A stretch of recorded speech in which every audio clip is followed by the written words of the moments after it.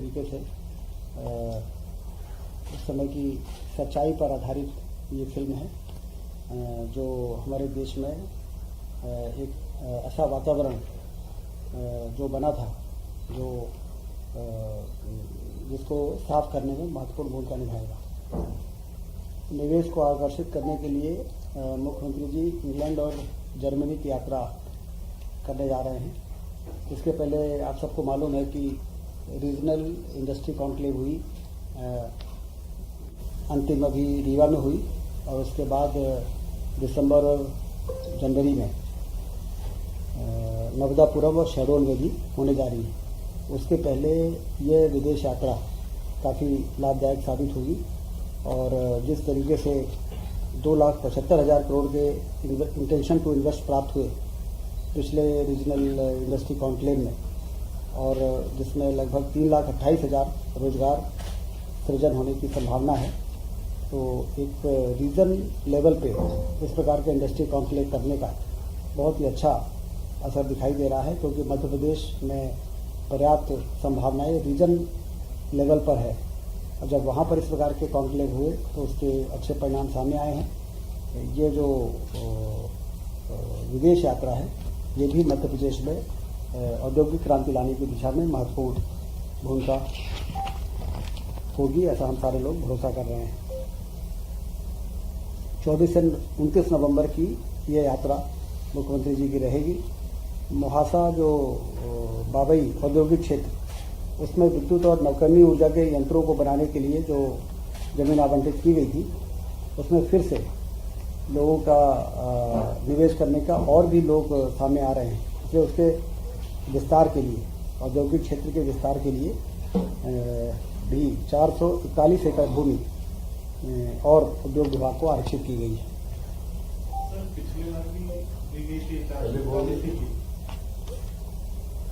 441 एकड़ भूमि मोहासा औद्योगिक क्षेत्र में विद्युत नवकरणीय ऊर्जा यंत्र बनाने के लिए उद्योग के लिए आरक्षित की गई थी।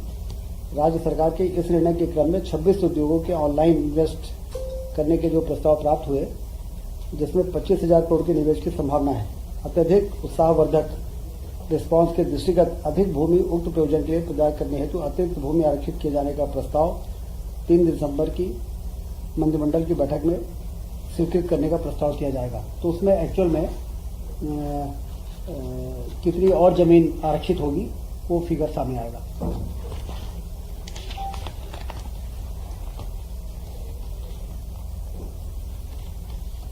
तानसेन समारोह में बृहद पैमाने पर कार्यक्रमों का आयोजन 15 से 19 दिसंबर को ग्वालियर में आयोजित किया जाएगा।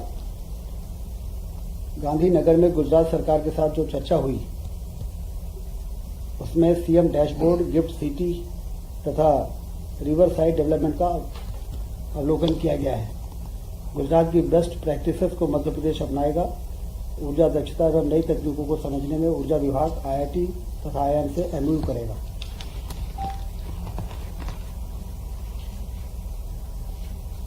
सरकार का 1 वर्ष में सभी मंत्रियों से अपेक्षा की गई है कि अपने विभाग के प्रमुख कार्य, उपलब्धियां एवं विशेष प्रयास जो किए गए हैं उसको हाईलाइट करें।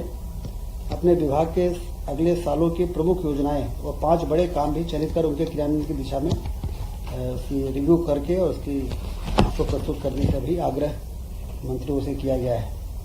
प्रभार जिले के विकास योजनाओं तथा परियोजनाओं की वृहद रिपोर्ट लें ताकि जनता के सामने इन विषयों को रखा जाए, ये भी मुख्यमंत्री जी ने निर्देश दिए हैं। आज 2 पोर्टल का लोकार्पण किया है।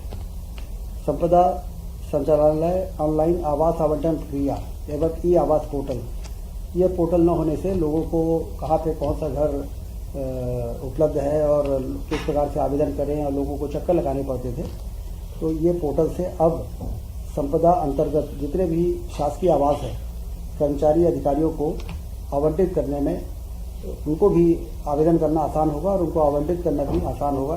ऐसा एक पोर्टल कैबिनेट में मुख्यमंत्री जी ने उसकी शुरुआत की है।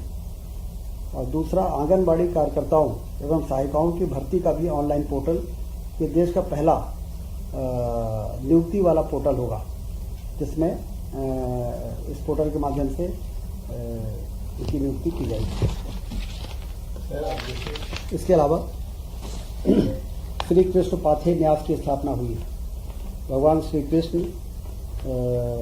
अपने उनकी जीवन गाथा और वो उनका पद कहाँ कहाँ पड़ा है, उस सब जगहों को नोटिफाई करना और वहाँ पर लोगों को एक वहाँ पर आने जाने के लिए स्थिति निर्मित करना, इसके लिए एक न्यास का गठन किया गया, जिसका नाम दिया गया है श्री कृष्ण पाथे न्यास।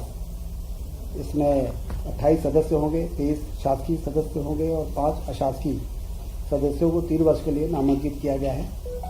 और इसमें जब वो पूरा मार्ग नोटिफाई हो जाएगा तो उस क्षेत्र के जो मंत्रिमंडल के सदस्य होंगे वो भी उसके पदेन मेंबर रहेंगे। और इसका जो उद्देश्य है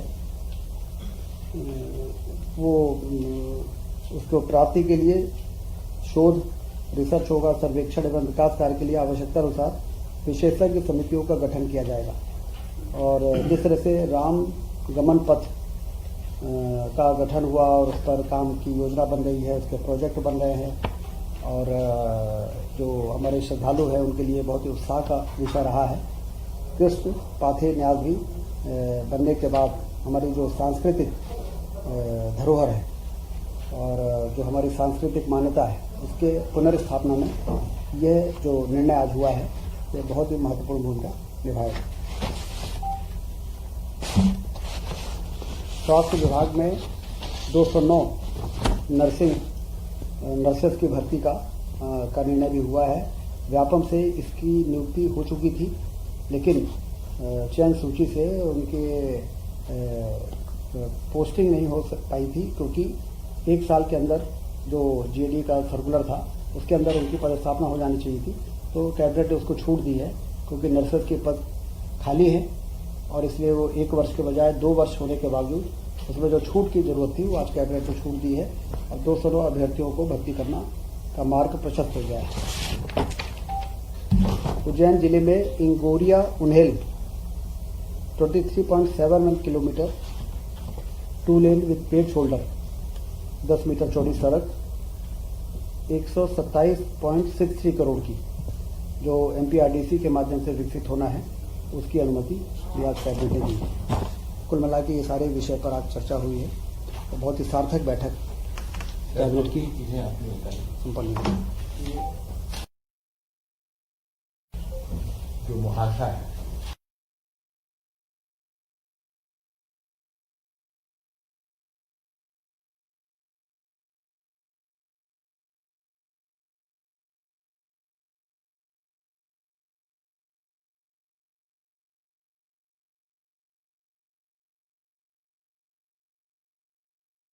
जमीन में से तो जो पहले वहाँ पर एक बड़ी कोका कोला कंपनी को जमीन आवंटित हुई थी और बाद में जब वो कंपनी निवेश नहीं कर पाई तो उसी जमीन में 441 एकड़ दिया था ये रिन्यूएबल एनर्जी के इक्विपमेंट बनाने के लिए और एनर्जी डिपार्टमेंट के जो इक्विपमेंट को बनाया था। अभी हमारे पास जमीन पर्याप्त है। अच्छी बात यह है कि वहाँ पे और लोगों ने रुचि दिखाई है, तो उनके रुचि के हिसाब से अगले कैबिनेट में और कितनी जमीन एमपीआरडीसी को दें ताकि उन इच्छुक लोगों को जमीन आवंटित किया जा सके। कुल मिला के जैसा आपने कहा कि हमारे पास जमीन पर्याप्त है वहाँ पर और आवश्यकता अनुसार हम इंडस्ट्रियल एरिया का विस्तार करते चले जाएंगे। ये एड ऑन होगा या उसी जमीन पे जिस पे कोका कोला ने नहीं बनाया उस पे विकसित किया जाएगा सोलर पावर का रिन्यूएबल एनर्जी का? मुझे ऐसा लगता है कि जो जमीन मुहासा इंडस्ट्रियल एरिया की पहले दूसरे पर्पस के लिए दी गई थी, अब वो इस इक्विपमेंट मैन्युफैक्चरिंग रिन्यूएबल एनर्जी